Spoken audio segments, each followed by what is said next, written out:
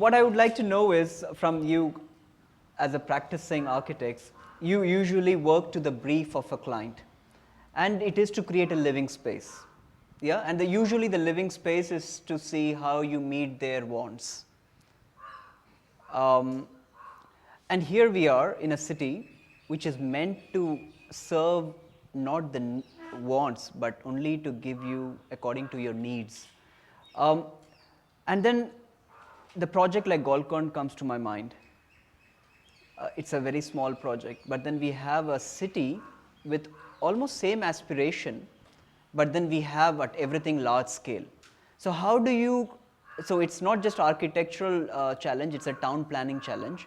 So how do you plan a town for willing servitors, not just citizens in that sense? So yeah, just to add a metaphor or the case study to this question of aspiration community, which actually was the only community that actually was down with the idea of needs and not the wants. Yeah.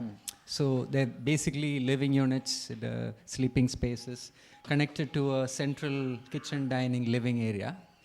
So how we observe it change in its development when the climate, dominant climate in town planning moved from needs to wants. There was a climate that spurred all the growth of apartments and all these luxury things in residential zone. How did aspiration behave? So aspiration behaved from transitioning from thatch houses, which just private units, to small family houses, mostly made in RCC and brick and all that.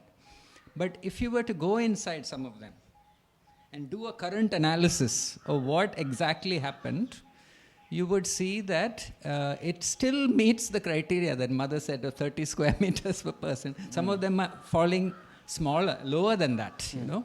So what does that mean? You know, it means that even it's so important that what we set out in the first, the planting the right intention, is so important. So even if one were to go astray in the future when the climate changes, you wouldn't go so far astray that the seed is distorted. So like for instance, coming back to lines of force, the first lines of force we build would be so important. It has to plant the aspiration of needs dominantly in the favor of needs and not wants. Right. We don't want luxury apartments like in Gurgaon, which is possible, which is a big risk, you know, if we go high-rise, you know. So I think a lot of the opposition to high-rise development is stemming, in Auroville especially, is stemming from this experience, lived experience of people in Auroville of high-rise condominiums with swimming pools and all those barbecue grounds and all of those with malls and cinema halls. All, you know, when people have experienced all that, we've not produced even a design at the moment to counter that lived experience. The lived experience is much stronger. So I would perfectly understand why people are opposed to the lines of force currently. You know? Right. So it is makes our job so much more daunting, I would say, and this is where an invitation to all the people, even people like Anton who has experience developing, all the developers, all the people who think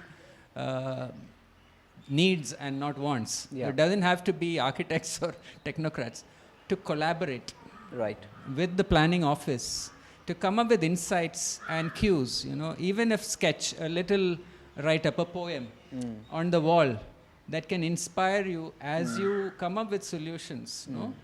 So even a sketch, a child drawing a mountain could inspire a line of force, you know.